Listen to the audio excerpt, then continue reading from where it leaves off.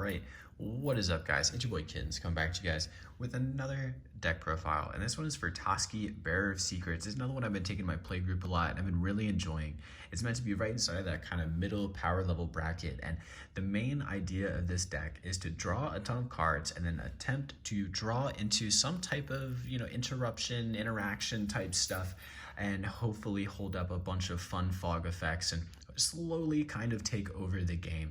For me personally, just a fun side note before we dig into the main permanents, one of the things is that, I know on so many of these deck profiles I make random errors with like the cards and this, that, and the other, but it's because so many of these decks are super new. For the longest time I've only had two, and this is just a fun build to learn new interactions and experience all the fun stuff. So a bunch of the times I'll make random mistakes. Hope you guys don't mind. So let's dig right into it. The main thing I guess for this deck is the big creatures and the interaction, but I guess we'll go over the interaction first, because I feel like it's kind of the main part of the deck. The most fun thing in the deck to do is going right into the fog effects.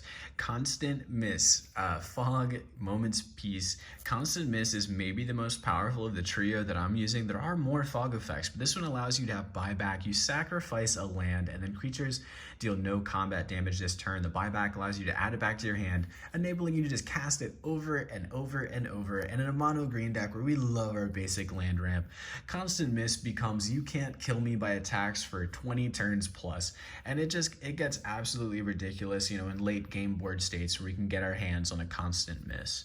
And some of the other fun ones I think are great are Benefactor's Drought. It allows you to untap and get a really sneaky block and then draw a ton of cards.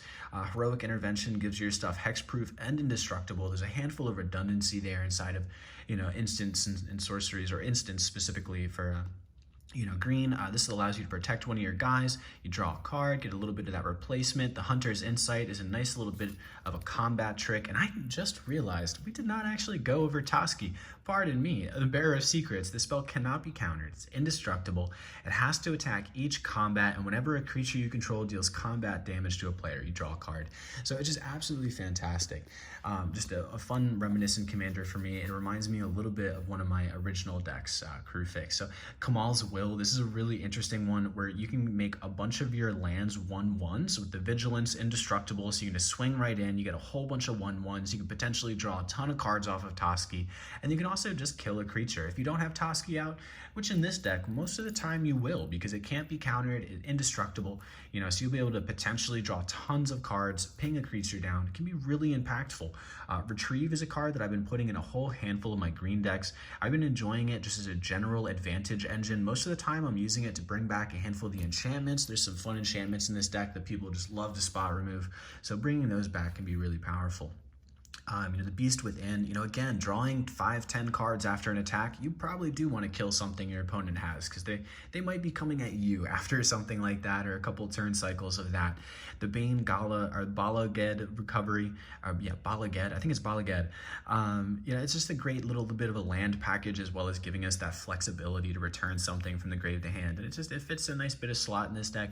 This gives us that trample so we can get that damage through. We don't like too many battle tricks in green. We just want to slam on through with our dudes, draw a bunch of cards, and generally speaking, that is how this deck tries to win, just by overwhelming advantage. Enter the Unknown, the Explorer, and the Play an Additional Land. This is one card I've had for a while. I got a bunch of copies back in the day because it just does a lot. It's a funny card. I'd like to talk about it a little bit. You basically target one of your guys. You potentially give them a 1/1 counter. You get to look at the top card of your library, put it in the grave if you want it in the grave, and then if it's a land, you just add it to hand for 1 mana. It virtually, if it's a land, becomes an Explorer. It's just quite a powerful card in Commander. I know it's such a big aside for a single card, but Reclaim, put a target card from graveyard on top of the library. Again, it can be really powerful. We actually use Lurking Predators as well. So Lurking Predators can be a funny little combination with that, where our opponent can cast a spell and then we, instant speed chain Reclaim and put something back on top to get the creature. Pretty sweet. Snakeskin Veil, Gaia's Will, some pretty cool cards. Gives us a little bit of that, hexproof and 1/1 counters. And I do want to get some more stuff, just kind of mess around with the permanents. Today I'm going to mess around with this deck. And Gaia's Will, Suspend 4. This is a really cool card. In this deck, I think is really interesting. I've been enjoying using like light graveyard synergies for advantage engines. instead of, you know, only draw engines or whatnot. So it's just one of those fun cards for me where I'm starting to enjoy doing some more graveyardy stuff. So yeah, so that's all the, you know, kind of interaction stuff. We're hoping to swing in with our big dudes and just, you know, get into those cards after that big swing so we don't get too much of a crackback. We use a bunch of generic stuff, just Plated Crusher. Ren and 7's a really sweet one. It allows us to fill our graveyard up, get infinite hand and stuff, and it lets us make a couple of 3/3s and such. Living Hive, this is a great one that produces a ton of creatures, has trample, can get in, you know, potentially makes 3-4 creatures on an attack. Most of the time people spot remove it, but it's a great creature. You know, the Outland Colossus, most times people are just gonna, you know, really need to block it on that first time. It's almost kind of this funky creature removal where it's almost exactly what green does, but it like just, it's more or less forcing people to block rather than the fight mechanic. It's kind of interesting how it works. The Verdant Sun Avatar, great card. It allows us to take advantage of creatures coming into the battlefield and gaining life. You know, we use that Lurking Predators. Hello, camera. So there's a moment where there's moments where you can have Verdant Sun and you're, you know, gaining a ton of life from every spell cast, just churning through live. You know, there are moments where you can assemble that. Eve, the Bridgender Ooze, I think it's just a sweet card. There's a handful of moments later in the game. This is a deck where you're hoping to survive from combat damage. It is definitely super weak to combo style stuff like infinites and whatnot, but combat style damage with the fogs, it has a really nice position in late game scenarios.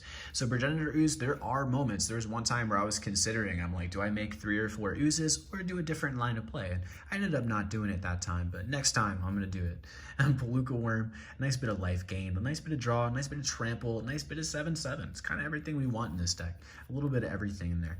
Nisa, the Genesis Mage, allows us to tutor for creatures a little bit, get a little bit of additional ramp. This is one of the decks where we use a ton of creature rampers because of Toski. One of the ways that I was thinking of building this deck was to, you know, just slam out a bunch of those creature rampers, attack in early, draw some cards, blankety blank.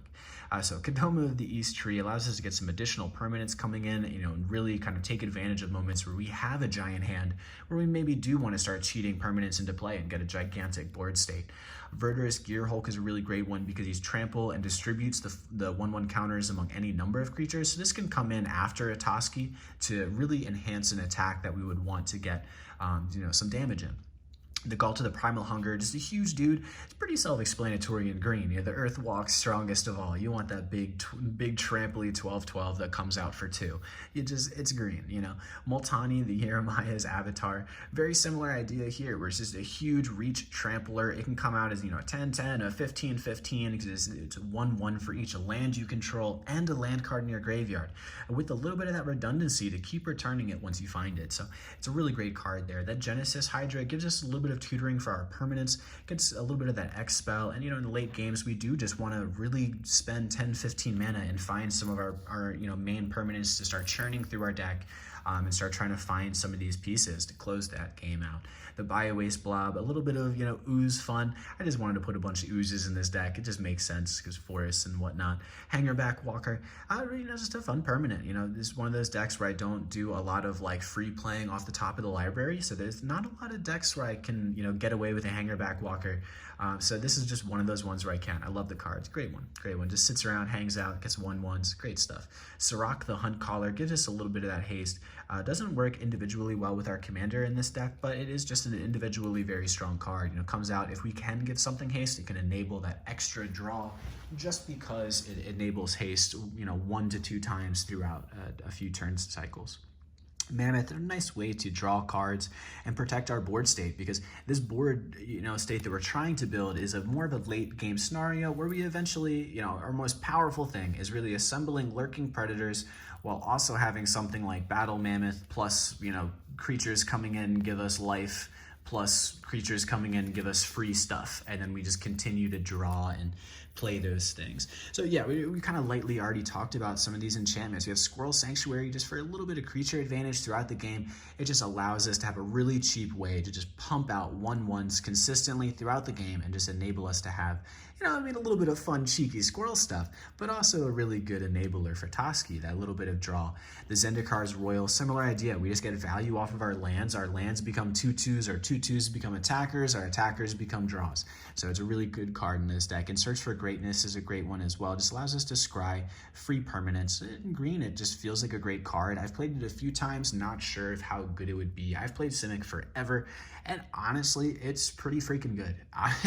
There's definitely some weird moments where you can't use it, but if you're using a curve like 5 to 6 is your max, 7, I mean, you're going to get a lot of value from Search. Lurking Predators, it's a card I always end up taking out, but when it's in a deck and it's on the board, I just love it. The value from Lurking Predators is just ridiculous, but it is just one of those things where eventually I'll take them out of decks that I play. So I guess we'll jump into there's a little bit of lower end creatures hanging out. We're gonna go over our ramp really quick. Rampant Growth, Kodomas, Wafer, Explorer, Soul Ring, Nisa's Pilgrimage, Collective Voyage. The Join Forces card ended up in here, and I'm slowly double sleeving my decks. I've decided I'm just gonna double sleeve everything, and just as my cards move around, I'll sort it out. Cultivate, the Hard Expedition, Skull Clamp. Actually, not a ramp card. Okay, it's not a ramp card, but it's an interesting one. It's one way you can actually kill your own Toski with it and draw cards if you needed to, because even if it's indestructible with the 0, whatever. And there's a whole number of 1/1s in the deck that you might want to just draw a bunch of cards from. Okay, so that was there. The freaking Skull Clamp is hanging out there. Moss Diamond, Thought Vessel, and Replication Ring. Some sweet stuff. Just a handful of permanents that are a little bit before the Toski comes out. So we can hopefully either get the Toski out early or creatures that will enable the draws right when Toski comes out. So the Wall of Blossoms, the Scavenging Ooze, we're just going to quickly go over these guys. There's a bunch of rampers and standalone good creatures, a little bit. I think people call him Jeff. Is that what this is? Is this Jeff? Sakura Tribe Elder, Azusa Lost but Seeking, Merfolk Branchwalker, great advantage in ramp engines. Courser of Krufix, again, just a great advantage in ramp engine. A little bit of life gain, a lot of great keywords for us. The Landmar Elves, the Feldhorn Elves. Oh God, I'm just gonna read the bottom text and move along. Solemn Simulacrum, the Ceruli.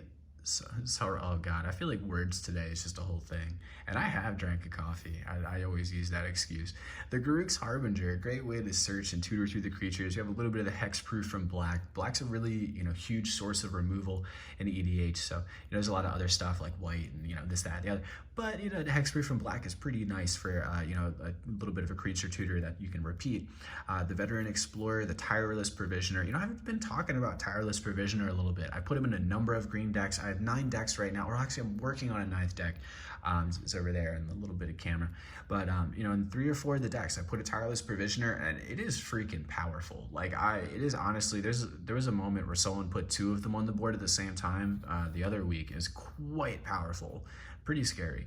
Despair Sentinel. This is an interesting one. It has that reach. It taps another creature. The tap is an amp, but the reach is really powerful with the 1/2. It's actually, I think, a really sneaky, really good elf rogue there. The Tireless Tracker, a nice way to draw some cards. Landwear Visionary, same thing there. Rot Shambler lets us get some additional value. I'm just running on along here for the last few. I figure, Wood Elves and Jeremiah Elder, a little bit of that self-explanatory good stuff. So I hope you guys have enjoyed the deck. This is kind of one of those ones where it's meant to be mildly powerful and then kind of just take over the game. Like if no one ends the game, if no one combos out, you should be able to just sit in a position where you just win the game. Like you just have so many creatures, so much advantage, 20 turns of not being able to be attacked that you just win the game. Now, the interesting thing about Toski is that when I was thinking about building Toski, I honestly, hello camera, I honestly, I keep bumping into the camera here, but I honestly feel like this is maybe one of the more powerful green commanders. Like just as a mono green commander, as a CDH deck, I mean, it has a really interesting kind of way that the deck would function where it would just win by overwhelming value. You have a whole bunch of 1/1 rampers. You have your turn 1, turn 2 Toski, swing in, draw 2 or 3 cards, and then you're holding up removal, and you're really just hoping to win off of just overwhelming advantage, like having a reliable draw engine that's difficult to remove and counter. So it just, for me, in a competitive sense, I feel like this fits kind of a lot of things that green wants. Like it's just a natural draw engine. It comes out for 4, not too expensive. A lot of the great ramp is 2 mana. I mean, you can get pretty fast redundancy there.